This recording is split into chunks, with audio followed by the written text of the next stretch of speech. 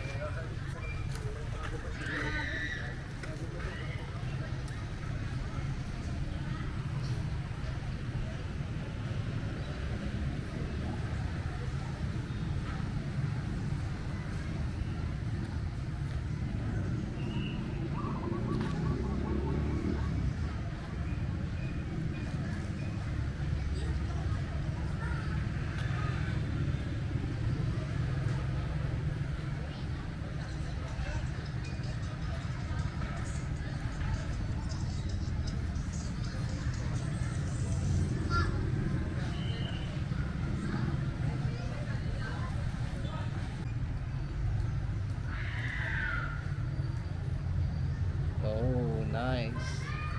Hello, fishy. Oh, that's nice.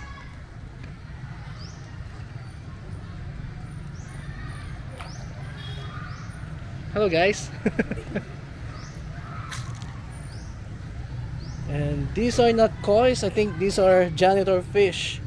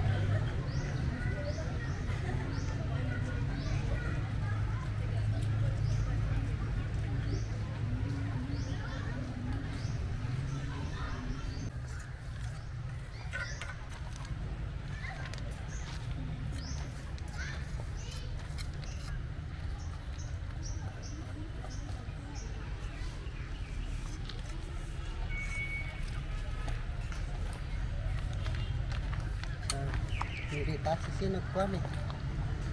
Nasira? Oo. Mga bata.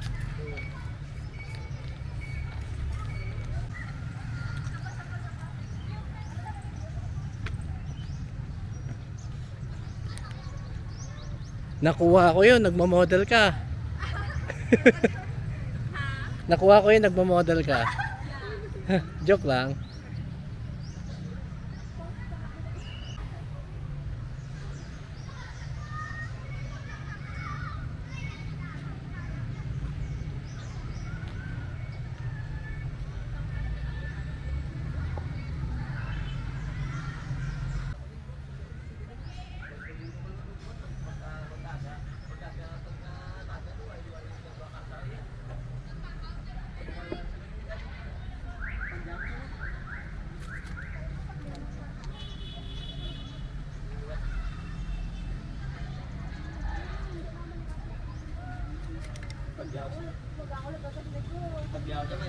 So it's a little bit hot here, but it's okay.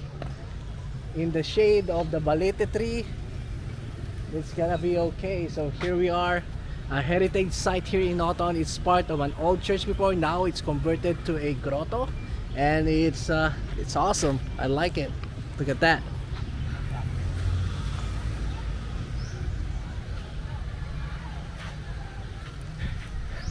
I mean, look at the balete tree. It adds up to the mystic of the place. I bet it has history or something. Man, I love places like this.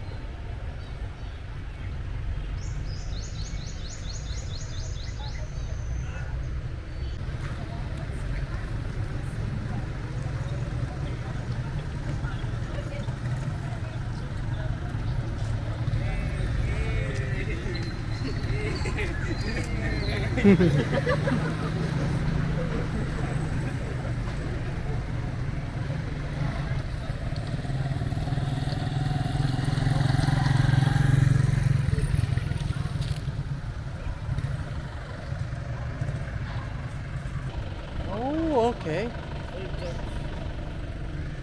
Itong original.